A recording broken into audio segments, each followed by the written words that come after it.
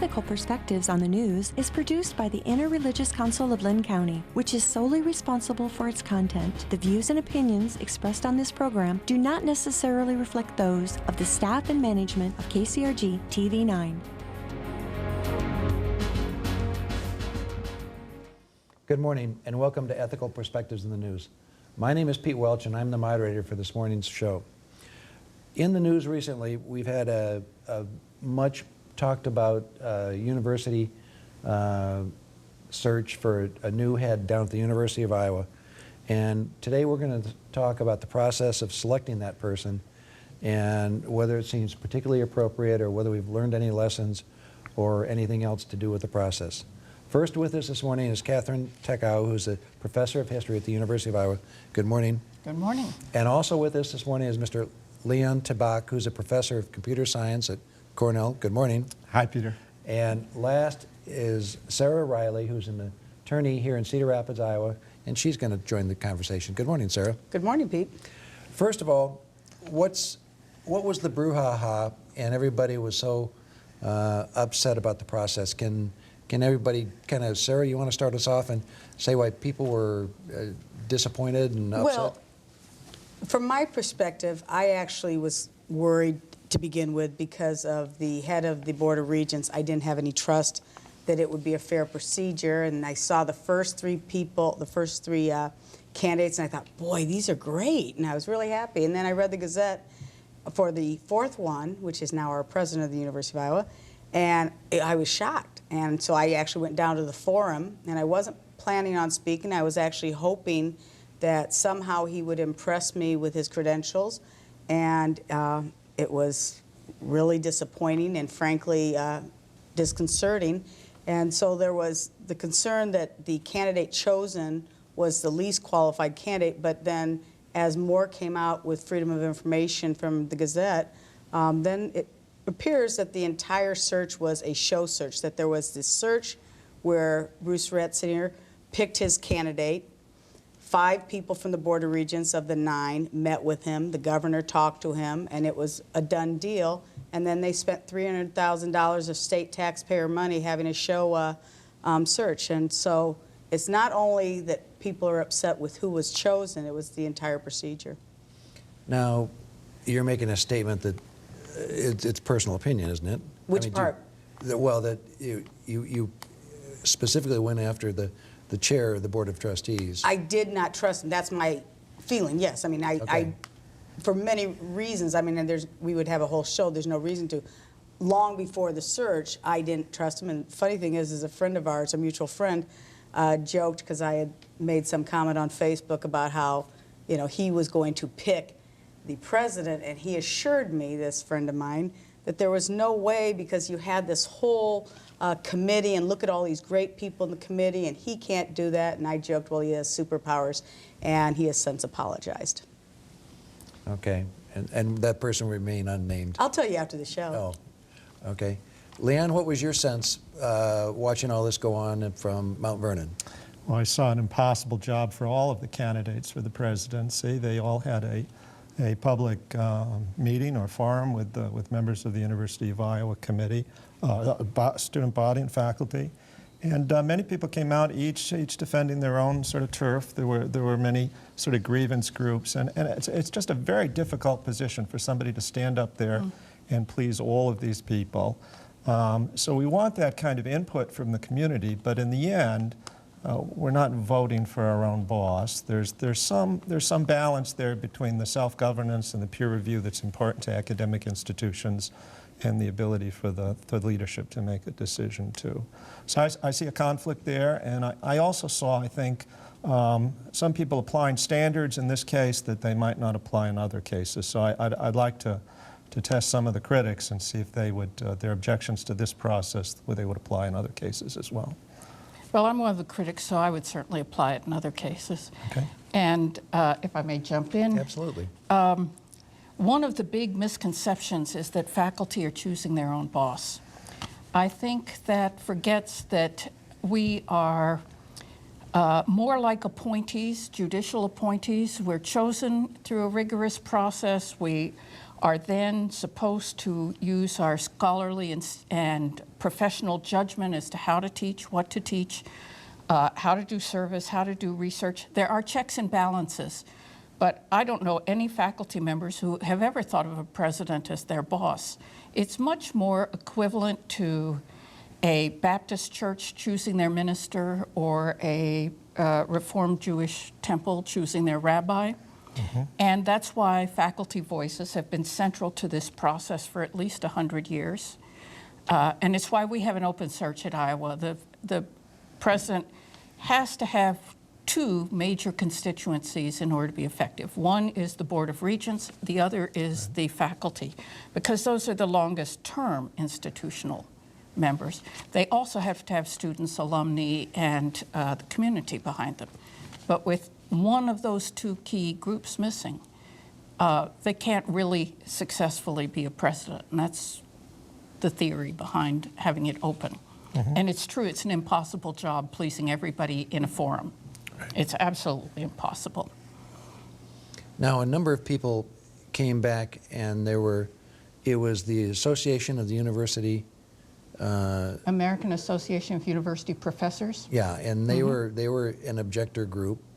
And then wasn't also the faculty senate another objector? And then were there student groups also? Yes. So the first group to object after he was named was the COGS, which is the Graduate Student Union. And then the second group to object was, I think, the AAUP, the American Association of University Professors Iowa branch, University of Iowa branch or chapter. Then the Faculty Senate voted no confidence in the Board of Regents, and the Faculty Assembly of the College of Liberal Arts and Sciences voted no confidence in the Board of Regents and subsequently censored Harold for the falsifications on his resume. And let's see, the Staff Council put out a statement of disapproval, and then the state chapters of the AAUP at University of Iowa, Iowa State and University of Northern Iowa also supported the vote of no confidence. Okay. And finally, most of the senates of the CIC institutions have joined it. Okay, now in your statement, you just said falsifications on his, were those proven falsifications or slight misstatements, which a lot of our political heads are guilty of making right now, that we'd be leaderless? He admitted in the forum that he had false statements on his resume. I have a transcript of the entire forum because I had my secretary, I'm sure she was delighted to do it, type up the entire transcript. And he admits it, and he said it many times, shame on me. That's what I'd always say when somebody caught him in something he had not had stated correctly or with the resume. So he admitted that he had a resume that was incorrect, that had information that was not true at all. I think from the faculty standpoint, the crucial misinformation was the way he listed his publications without naming co-authors. And I'm sure this is obscure to most people because my own family has academics and the non-academics find this obscure. So when faculty are selected for jobs, promoted, given tenure, advanced for raises, and so forth, they have to be absolutely precise about whether they are the first author of a group or second author, or whether they wrote it alone, and so forth. And he had co-authors for most of these, and so those kinds of errors on a CV at a university would get a faculty member disciplined or fired. For students in the College of Business, there is an honor code that explains that you can't misstate your latest business, for example, so your business history, and that you must give fair recognition of other sources. So the business college actually has rules for teaching people to write resumes. I understand that business resumes and faculty curricula vitae are somewhat different. They work differently. Okay. Leon, your thoughts? Are those mistakes that critical and sensitive from a faculty standpoint? I heard another allegation that he had claimed employment for a company that didn't exist. He explained this by saying he was doing consulting work and had listed an address in Colorado rather than Boston, and that's why they couldn't find the company registered in Colorado. This, I don't wish to comment on the publications, except to say that this is a person who has taught with adjunct appointments at 2 leading business schools in the country. He's been vetted by some very well-regarded institutions in the past. Perhaps we want to argue that these other institutions somehow overlooked some behavior that ought to disqualify him here. But I see a good record in the past, and after that, I don't know what to Well, say. with all due we have respect, no- an adjunct professor is totally different than a full professor or an actual real professor, especially when you talk about the College of Law. And I think one of the most wonderful men in the world was an adjunct professor, my dad. Now, they hired him at the University of Iowa to teach trial advocacy.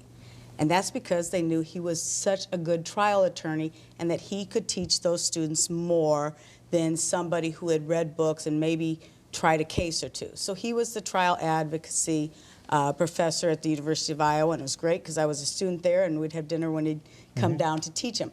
But a adjunct professor has a different standard, and so I'm sure Northwestern and Harvard didn't look at him like they would if they were offering him even a associate professor position, because an adjunct professor just is totally different. And I don't know if Cornell has any adjunct professors, but at a major university, I know the law school has plenty of them. I know the dental school has them, and it is not the same rigorous procedure of vetting that you would. And also, more importantly, my problem isn't necessarily with Bruce Harold. I think that he was treated unfairly by the Board of Regents. He actually, when I didn't realize it until I reread the transcript of his statements, he had actually talked about having visited the University of Iowa earlier in the summer. He mentioned it. No one knew that. We didn't know that. There was a Board of Regents, a member of the Board of Regents, who was not part of the 5 who met with him, who was very upset and has come out publicly and wanted to assure the community that it was a vigorous debate on whether he should get the job. But so it's not so much Bruce Harold is or isn't a good president or will not be a good president, but the procedure itself was very flawed. Yes. So there's no reason to know one way or another whether Harvard ever saw this resume. So he was hired because he was at IBM and had something important to teach about executing strategies at IBM.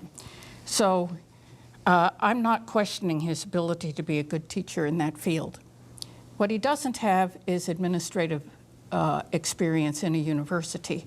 And I think that one of the tricky things about running a college or a university is every discipline does things differently.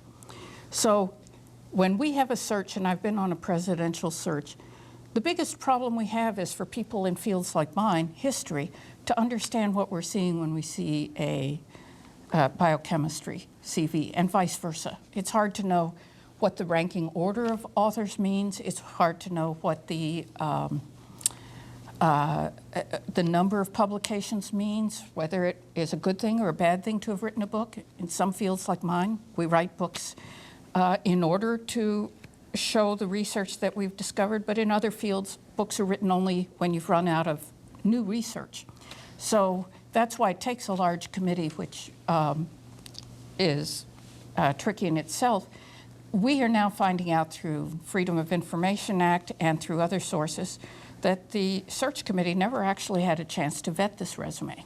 So, okay. Well, is it possible that the people that are putting this together, whether it be the Board of Regents or other people they're looking at a different type of resume as being important or not important differently than you do as a university professor, because people may be saying, we need to change the way the university operates. The funding has changed over the most recent years, and people are looking for out-of-the-box type of management Then you have to do run it. these Then things. you have to do it honestly, Pete. The problem is the whole dishonesty. The Board of Regents. What was dishonest? The Board of Regents had the ability. It is legal for them to say, we are having a closed procedure. We are not going to involve the community. We are doing this ourselves. Okay? They had the legal ability to do that. People would have been up in the arms, but they had the legal ability to do that. Instead, they actually had they went out and recruited this person, okay? And they brought him, and he met with the governor, or talked to the governor. He met with 5 of the regents. He met with the Iowa State president. I understand they Okay. didn't recruit him. They asked his advice as No, an no, they advisor for recruited him. him. also That's already recruited. that has already He been. has said that now. Yeah, he's admitted it. This is not Sarah Riley talking. He's admitted he was recruited. Even the head of the Board of Regents admitted he recruited him, and there were people in this committee, All and of the 4 finalists were recruited. No, they No, were not. that's No, they not were true. not. That's Well, they not. were They were by headhunters and They were by others? headhunters. No. The headhunters did not recruit this guy. He was specifically recruited by the head of the Board of Regents. Is there something wrong with getting a pool Yes, of the Because it absolute wasn't best honest. candidates? It wasn't honest. That's why Dr. Shahai, I'm not pronouncing. Shahai? Thank you, is so upset, because he's a member of the Board of Regents and he was lied to. That's a problem. I think there's a difference between the way people in non-academic world and private enterprise recruit people for their positions in their jobs and the way public universities do, which is different from private colleges sometimes. Because I have served on searches, for example, for the museum director at the university, where we had a number of people from the community. What a public university must do, particularly one like ours that gets money from the federal government, is we are required by law to adhere to equal opportunity affirmative action law. And that's written in the Board of Regents' own manual. And that's why we don't have a separate subcommittee of a search treating one candidate differently from all the others. There's only one candidate who got recruited by several successive meetings on campus. All the others who came into the final pool knew nothing about that. 4 members of the search, at least, knew nothing about that. 4 members of the faculty on the search. I have no idea whether the students knew, but I suspect it's more than just those 4 didn't know this was going on. Some of the members of the search actually asked in the off-campus meetings whether anybody had ever met Harold before, and all but one person who had met him remained silent. The one person who did speak up was Jerry Stead, who, as he mentioned in the newspaper the next day and has subsequently been confirmed by Harold, he and Harold have known each other for a long time. So Stead spoke up, but all the other people were deliberately hiding the information from the rest of the committee. So that breaks the spirit of every person, white male, white female, person of color, whatever, having equal opportunity to have all aspects of the job available to them, equal treatment all the way along. And that's what I think has people feeling it's a dishonest search, that the Board of Regents president and the chair of the search and some other people were behind the scenes trying to find their own one person and then slipped that person into the pool of finalists as if that Mr. Harold had come through the same process as the others. The other 3 have talked to me and to other faculty, so we know they did not have any inkling this was going on. And it has nothing to do with the law of whether the regents are entitled to choose the president, but it does have to do with the laws that the university must follow and that the regents themselves in their own operations manual say that they are following, and that it's part of the administrative code of Iowa. So that's why I think people think it's dishonest. Is there a legal challenge that's going to be out there? Or, well, a lot of what do us you have think? been talking to various lawyers trying to figure out if there is a way of having a legal challenge to this. And if so, whether it's worth the time and the principle of it, or whether it's more fundamentally useful to change the ways in which we select members of boards of regents, or just give them an introduction to their jobs when they come on board so that they actually read their own operations manual and find out what's in it. Okay. But it's a process that if you change the way the regents are selected and change their accountability, you still want to get the best person on deck that you possibly can. Absolutely.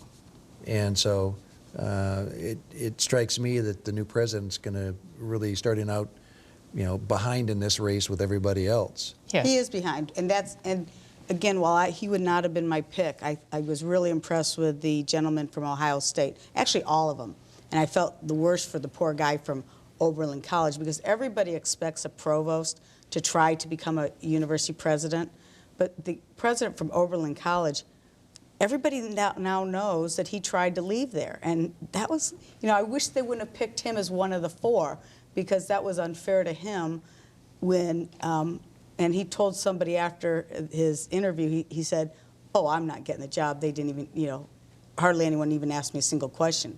I mean, he knew the minute he left that thing that the job wasn't his. But,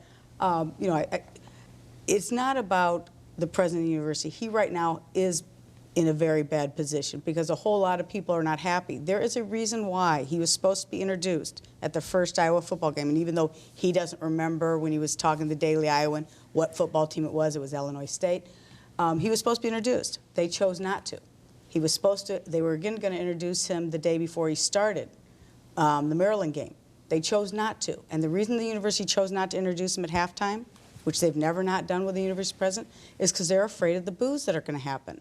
And they're afraid they could probably live with it if it's just the student section, but they're afraid it might go all the way to the 50 in certain pockets, and they don't want that. And that's why our university president has not yet been formally introduced at a football game, and that's never happened. I do think that the whole process made it very difficult for whoever was chosen. If you had a saint chosen, that person starts out with a great deal against them because you've got a community that feels completely deceived by the process, and so is not likely to trust somebody chosen by that process. So whether President Harold could be a great president or not, he starts out with iron chains hanging from him in a way that are going to slow him down and make it hard for him to gain the trust of the students and the staff as well as the faculty. But there have been some other people from outside of education picked and chosen.